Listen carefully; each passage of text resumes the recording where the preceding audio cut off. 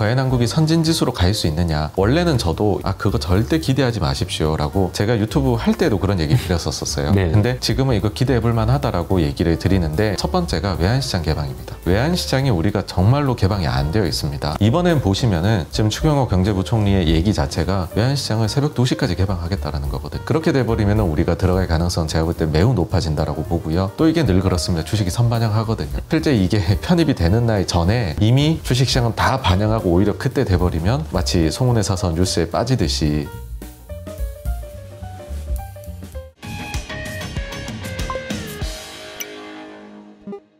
우리나라 국내 증시에서 올해 상반기, 그러니까 이제 1월달 이제 한 중반 정도 지나고 있는데 가장 이슈가 됐던 것 중에 하나가 은행주였어요. 그래서 은행주가 주가가 오른 여러 가지 이유들이 있겠지만 그 중에서도 대표님이 보시기에 좀 중요했던 이유들이 있을 것 같거든요.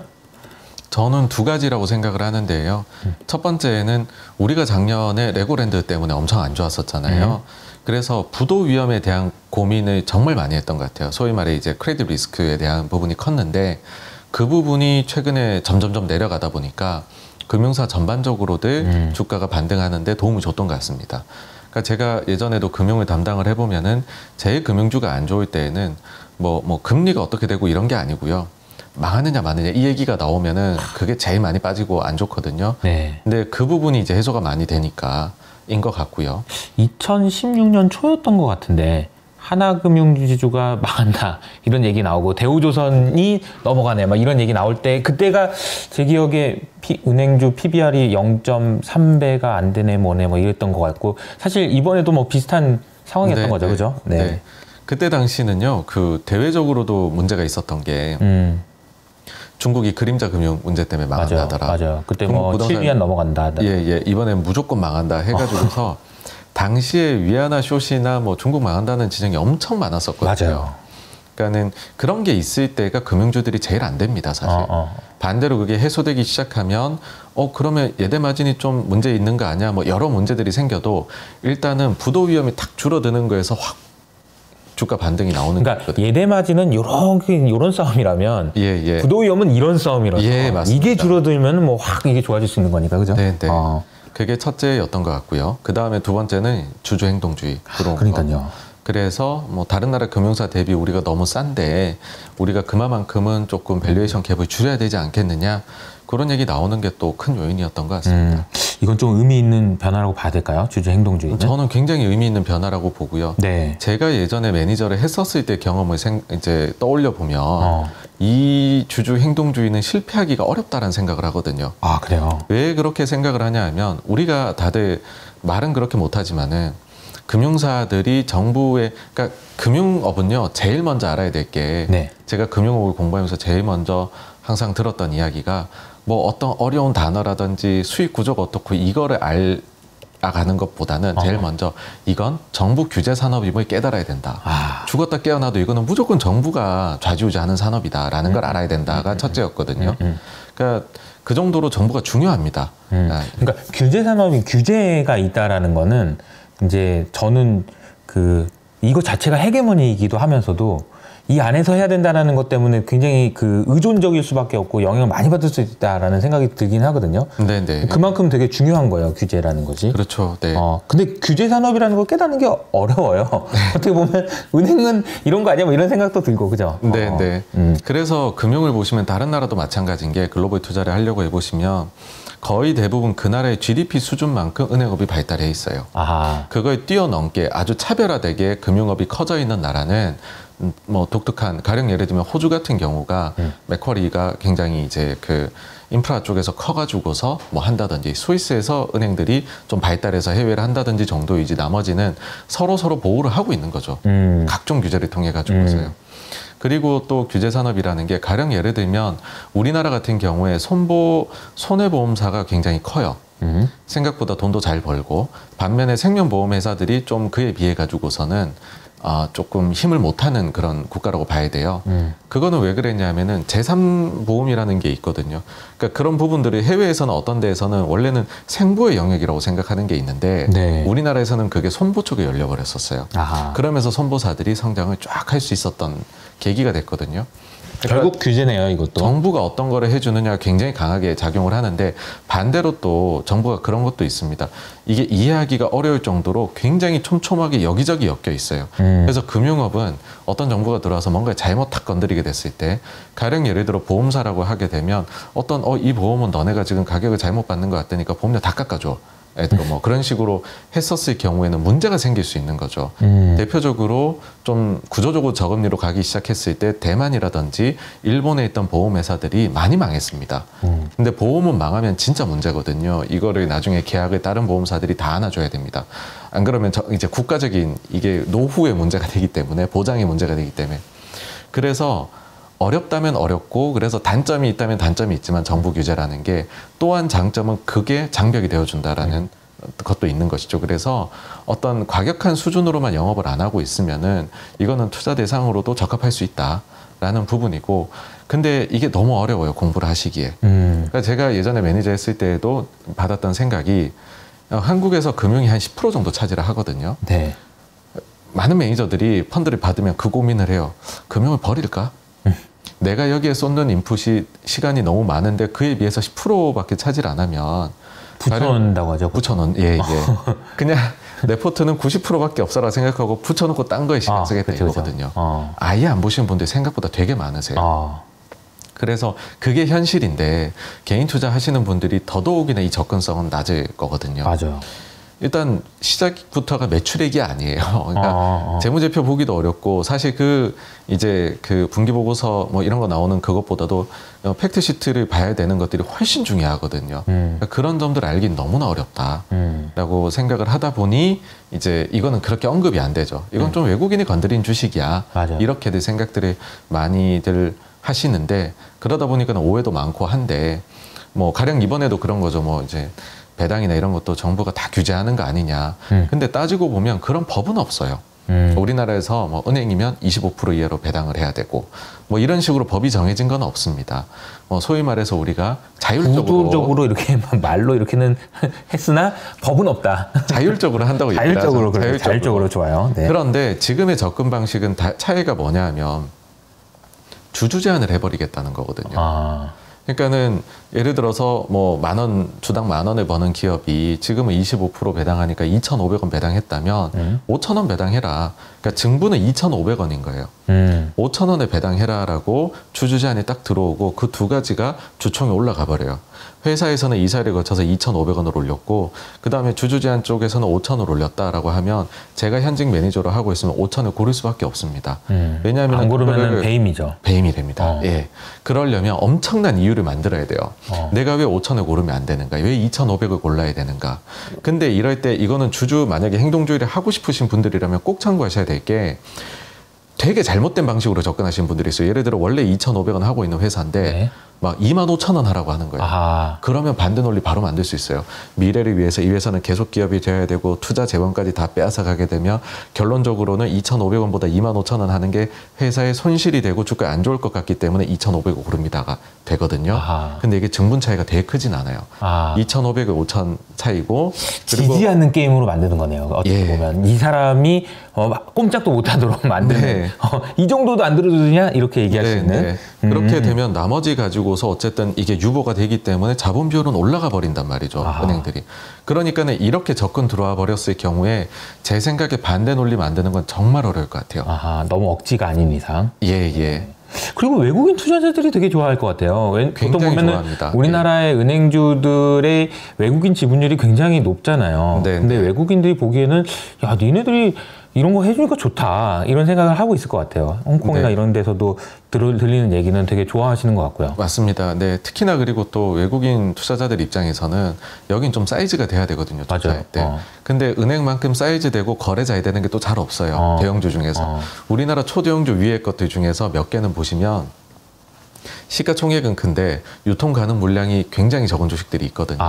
사실 그걸 가지고 하는 것보다는 은행 가지고 통으로 매매하는 게 훨씬 쉽거든요. 그러니까 외국인 쪽이 지금 사실 온도 차이가 굉장히 큽니다. 아하. 국내 쪽에서 지금의 이 운동을 평가하는 거하고 네. 해외 쪽의 투자자들하고 셀사이드 쪽에서 와 이거 하면 잘하면 잘 될 수도 있겠어 하는 거에 대한 온도 차이는 저기는 정말 뜨거울 정도예요. 외국인들. 네. 그러니까 그 이유가 다 있는 거거든요. 그래서 이 부분이 쉽사리 저는 이거는 지기가 일단 어렵다. 구조 자체가. 지기 어렵다. 네, 그리고 생각보다 외국인들은 이거에 대해 가지고서 만약에 승리를 하게 된다라고 하면 먹힌다라는 걸 알게 되면 이거는 조금 더 오래 갈 수 있는 더 열광할 수 있는 요소로 보인다. 그러네요. 단기적이진 않다. 저희 외국인들 입장에서는 한국 들어가서 뭐 주주 이거 해봐야 맨날 실패만 하고 나왔다라는 그런 패배 의식 같은 게 있을 텐데 네. 이번에 은행주로 해가지고 됐다. 그러면 이거 또 할까? 이렇게도 될 수 있을 것 같아요, 그죠? 네, 다음은 뭐야를 찾게 될 거고. 그러게요. 네. 이게 이제 성공 케이스가 되는 게 되게 중요한데, 은행주에서부터 이렇게 성공 케이스가 나오면 우리나라 전체적으로 밸류에이션이 올라갈 수도 있겠다라는 기대까지도 하게 되는 것 같은데, 네. 자연스럽게 연결해서 질문을 드리면, MSCI 관련된 얘기들이 나와요. 이게 또 어쨌든 우리나라 증시에 되게 중요한 기준 이야기잖아요. 그 내용을 좀 얘기해 주시면 좋을 것 같아요. 네, 사실 한국이 선진 지수를 가느냐, 지금은 이제는 뭐 아직 개발 이제 도상국들 거기에 속해 있는데 과연 한국이 선진 지수로 갈 수 있느냐, 이게 뭐 항상 많이 나왔었던 돌림노래 같은 떡밥입니다. 맞아요. 근데 항상 안 됐죠. 네네. 여기에 대해서 그래서 실망도 많이 하셨을 테고, 뭐 이건 절대 안 될 거야라는 생각도 하실 텐데, 결정적인 요번엔 좀 차이가 있는 것 같아요. 원래는 저도 이 얘기 나올 때마다 그거 절대 기대하지 마십시오라고 제가 유튜브 할 때도 그런 얘기 드렸었어요. 근데 지금은 이거 기대해 볼 만하다라고 얘기를 드리는데 그 차이는 뭐냐면 늘 거기에서 왔었을 때 한국에게 부족한 점을 딱 이제 체크를 할 거잖아요. 얘기를 해줄 거잖아요. 그때마다 첫 번째가 외환시장 개방입니다. 그러니까 나머지는 우리가 그렇게 흠이 없어요. 네네. 근데 외환시장이 우리가 정말로 개방이 안 되어 있습니다. 그러니까 우리는 IMF에 나쁜 기억이 있기 때문에 외환시장을 함부로 개방을 한다는 거에 대해서 사실 우리 지금 외화 여행 갈 때 가지고 나가는 것도 제한이 있죠. 심지어는 그 다음에는 뭐 송금하는 금액이나 이런 것들도 다 제한이 있습니다. 안 그래요. 해외는 안 그렇거든요. 그리고 외환을 거래하는 시간 자체도 우리는 주식 거래하는 시간 동안에 외환 거래가 가능한데, 외국인 입장에서. 근데 다른 선진지수에 포함된 나라들은 24시간이 가능하거든요. 그러니까 우리가 이걸 열어야 된다라는 거죠. 그들 입장에서는 본인들이 자고 있는 시간에 시켜가지고서 뭐 물론 이제 굳이 하려면 할 수는 있어요. 브로커한테 하면. 근데 그렇게 하는 게 아니라 편하게 해달라는 겁니다. 접근성을. 이게 첫 번째인데, 근데 지금까지는 선진지수 들어가겠다라고 시도를 할 때 외환시장 개방은 항상 빼놓고 얘기를 하셨었어요. 뭐 이런 점을 해서 저런 점을 해가지고서 개선을 해서 우리가 워치리스트에 들어가고 실제 편입을 시도하겠다. 그거는 말이 안 됩니다. 그들 입장에서는 그들은 원하는 게 분명히 존재하는 거거든요. 근데 그거를 우리는 얘기를 안 하면서 들어가겠다라고 하면 이건 될 수가 없는 거죠. 근데 이번엔 보시면은 지금 추경호 경제부총리의 얘기 자체가 외환시장을 새벽 2시까지 개방하겠다라는 거거든요. 그렇게 돼버리면 우리가 들어갈 가능성은 제가 볼 때 매우 높아진다라고 보고요. 일단은 얘기가 나온 걸로 봐서는 내년 하반기까지는 외환시장 이제 거래하는 거를 늘리겠다. 시간을 연장을 하겠다. 이고. 내년 하반기부터 새벽 2시까지 외환 거래 가능해진다. 인 거죠. 그죠? 일단 뭐 확정된 건 없습니다. 근데 그렇게 돼버리면 이게 편입될 때 갑자기 한 번에 싹 편입이 아니거든요. 일단은 이제 와치리스트에 올라가고 실제 편입으로 과정이 가게 되는데, 그게 확정이 돼버리면 제 생각에는 워치리스트에는 더 먼저 올라가게 될 것 같아요. 그리고 여기에 엮여 있는 게 주식뿐만 아니라 채권 시장도 엮여 있는데, 채권은 이미 워치리스트에 올라갔어요. 세계 채권 지수에. 근데 요번에 이 개방 일정까지 확 잡히게 되면 제 생각에는 채권이 주식보다 먼저 지수 편입이 되지 않을까라는 생각을 하거든요. 그렇게 되어버리면은 뭐 이제 주식도 가능성이 높아지는 거 아니냐라고 하면 또 이게 늘 그렇습니다. 주식이 선반영하거든요. 그쵸. 실제 이게 편입이 되는 날 전에 이미 주식시장은 다 반영하고 오히려 그때 돼버리면 마치 소문에 사서 뉴스에 빠지듯이 되는 꼴이 나올 수 있다라고 생각을 해요. 왜냐면 펀드 운용하시는 분들 입장에서는 들어갈 것 같아. 그러면 미리 사놔야 되는 게 맞잖아요. 선행으로 달리는 데들이 분명히 존재합니다. 그렇죠. 그리고 이 효과가 어떨 것이냐라고 해서 보게 되면 저는 작년에 나왔었던 작년 하반기에 그 4분기에 골드만삭스에서 한국 증시 이제 바이로 올리는 레포트 나왔잖아요. 네네. 그때 당시에 저는 그거 보면서 아 이거는 왜 이런 이유도 들었지라고 하면서 그때는 살짝 피식 웃고 넘어갔던 부분이 있어요. 뭐냐면 그때 사야 되는 이유 여러 가지 하다가 맨 마지막에 한국 증시가 선진지수에 편입될 수도 있을 것 같다 였었거든요.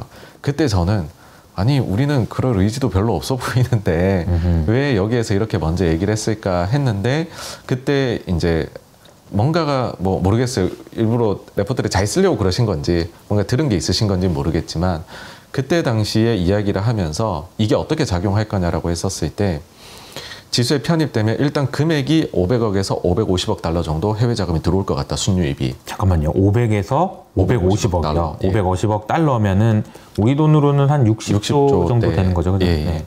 예, 그래서 수급이 좋아진다. 이걸로 상승이 있을 거다. 조금. 그 다음에 추가적으로는 그러면 이제는 한국이 밸류에이션의 선진만큼 받게 될 거다.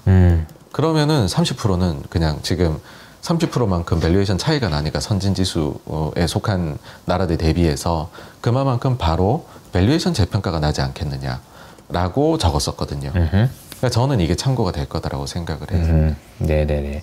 알겠습니다. 이게 생각해보니까 우리가 이게 아까 중국 이야기 하신 거랑 연결되는 것 같아요. 우리나라도 그렇고 중국도 그렇지만 뭔가 개방을 할 수밖에 없었던 상황, 뭐 IMF 때도 그렇고요.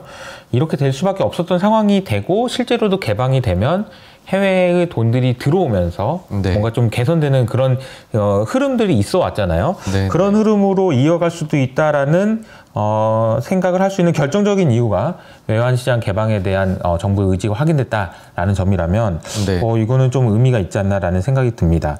그런데 이제 뭐 은행주 얘기도 그렇고 이제 MSCI 그러면은 이제 연결되는 질문인 것 같은데요.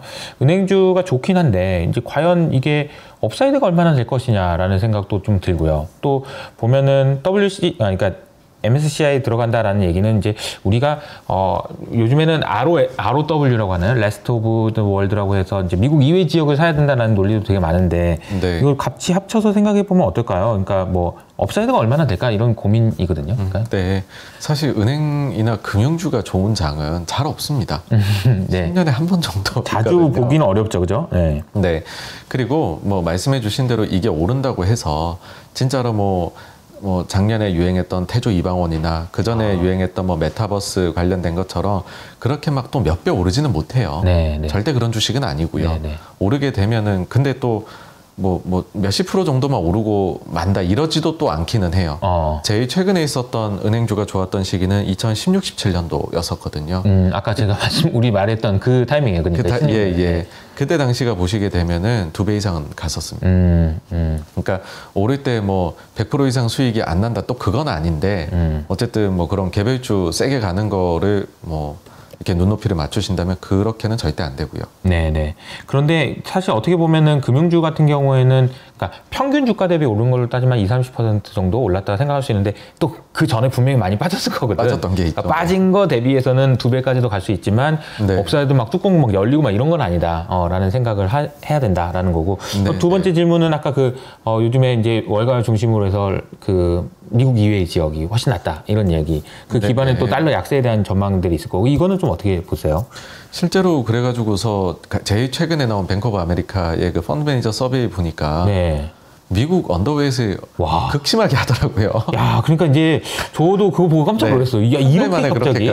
맞아요. 근데 그게 시작될 때는 보통 좀 더 가거든요. 맞아요. 예, 첫 달만 딱 하고 다시 되돌리고 이러진 않더라고요. 경향이 생기는데. 네. 그래서 좀 더 이런 경향은 이어지지 않을까. 그러니까는 어쨌든 미국은 상반기 내내 침체냐 아니냐, 인플레 진짜 잡히는 거냐 아니냐 가지고 계속 논란이 있을 거고요. 반대로 이제 중국 쪽으로 해가지고 다른 나라들, 인도나 이런 데도 그렇고, 뭐 이제 계속 이쪽은 뭐 재정으로 풀던지 아니면 중국에서 빠져나오는 거에 대한 반사수혜로 인도가 좋던지 간에 이쪽은 괜찮다는 생각이 게다가 또 유럽 같은 경우에는 야 이러다가 가스 가격도 빠지고 펀더멘털도 좋아지고 잘하면 혹시 전쟁도 막 이런 생각들이 있으니까 이건 좀 더 이어질 것 같기는 합니다. 그래서 뭐 근데 또 이렇게 수급으로 하는 것이 연간 단위로는 잘 못 가더라고요. 그래서 뭐 그 정도로 이게 뭔가 사회가 이렇게 바뀌었어. 테마가 진짜 10년짜리 나왔어. 이런 것까지는 아직 보기는 어렵다 생각하고요. 연간으로 이런 얘기가 지속되기는 어려워도. 네네. 그게 되려면 정말로 큰 테마가 붙어서 뭐 헤게모니가 여기서 저기로 간다. 이런 게 돼야 되는데 그런 정도까지는 일단 아닌 것 같아요. 네. 그래서 일단은 근데 시작은 강렬하게 되었다. 그리고 보통 그럴 경우에는 몇 달은 더 가더라. 몇 달은 가더라. 네네. 의미 있는 지적이신 것 같아요. 어쨌든 변화들이 있었던 것 같고, 뱅크 오브 아메리카 그 설문 얘기하셨으니까, 근데 제가 좀 의아했던 거는 달러에 대한 베팅은 많이 줄이진 않았더라고요. 여전히 1등이던데요. 그러니까 저도 보면서 아니 미국에 대한 생각은 좀 이제 주식에 대한 이제 기대치는 낮춘 것 같긴 한데 달러는 왜 안 줄일까? 네. 이건 좀 무슨 생각일까? 이런 생각도 들긴 했어요. 그러니까 전체적으로 아직까지 시장이 부러질 수 있다는 우려는 굉장히 높은 것 같습니다. 그러니까 그거는 지금부터 달러를 들고 있다는 얘기는 이게 펀더멘탈이 아니고 약간 혼란스러울 때 달러가 갈 수 있는 그런 상황을 기대하고 있는 거 아닌가? 맞습니다. 보험처럼? 그죠? 예, 보험을 들고 있는 생각이고요. 그게 느껴지는 게 이제 현금 비중도 많이 높아졌다가 좀 줄어들긴 했지만 여전히 평균 대비는 높거든요. 그쵸. 그러면서 그리고 이제 리세션 우려도 좀 낮아지긴 했지만 여전히 높은 맞아요. 수준에 이익도 조금은 좋아지겠지 하지만 여전히 매우 낮은 수준이거든요. 맞아요. 그래서 아주 소위 말해 권투로 치면 가드를 올리고는 있는데 이렇게 훅을 하나 날리면은 신흥이나 미국 이외 지역은 먹을 게 있지 않을까 하면서 이렇게 나오는 것 같아요. 네. 딱 그 정도 느낌 무슨 말인지 알겠네요. 아마 오늘 들으시는 분들에 따라서 좀 놀라시는 분도 있을 것 같아요. 정광훈 대표님 매크로 전문가 아니었어? 근데 야 이게 이런 얘기까지 다 하는구나. 그래서 다양한 정말 재밌는 얘기 많이 들은 것 같고요. 끝으로 제가 이제 제가 커뮤니티에다가 어떤 정광훈 대표님이랑 인터뷰하는데 질문이 뭐 있냐 그랬더니 11번가와 무슨 관계인지 물어봐달라고. 전혀 죄송합니다. 86번가 11번가 무슨 관계? 아무 관계 없다고 얘기를 마지막으로 드리겠고요. 네. 아니 근데 검색해보면 11번가가 많이 나오더라고요. 그래요? 86번가 하면은 11번가 많이 나와요? 그러니까 아니 도대체 11번가랑 무슨 관계가 있나? 11번가에서 뭐 파세요? 막 이런 생각이 들지만 86번가는 그냥 월가 얘기하시는 거죠, 그죠? 네네. 미국의 그 주소 그냥 그 주소고. 네네. 그리고 이제 앞으로 또 계속 이제 유튜브나 아니면 네이버 컨텐츠 프리미엄에서 매일매일 이렇게 좋은 정보들을 많이 올려주고 계셔가지고 많이 참고가 되실 것 같고요. 끝으로 마지막으로 뭐 당부 말씀 이거 좀 얘기해 주시면 좋을 것 같아요. 네. 근데 이제 뭐 봐야 될 거는 어쩔 수 없이 실적인 것 같아요. 저희가 매크로 다 보는 이유가 결국은 실적이 어떻게 될 것 같냐. 저희는 그런 거에 사는 거니까는요. 그래서 4분기 미국 기준으로 실적 시즌 이제 아주 초기 시작이 되는데 지금까지는 괜찮습니다. 네네. 과거 대비 조금 더 오히려 나은 수준으로 나오고 있는데 뭐 결국 빅테크가 다 나와봐야지 알겠죠. 근데 저 개인적으로는 생각보다는 그렇게 눈높이가 이미 많이 낮아졌기 때문에 이걸 어느 정도 좀 충족시켜주지 않을까라고 생각을 하고요. 그게 좀 시장의 분위기를 어떤 방향으로 이끌지를 이제 좌지우지하는 제일 핵심인 것 같습니다. 이제. 네, 알겠습니다. 오늘 말씀 주신 내용들이 아마 여러분들 투자에 큰 도움이 되실 거라고 생각을 하고요. 이 정도쯤에서 인사드리도록 하겠습니다. 감사합니다.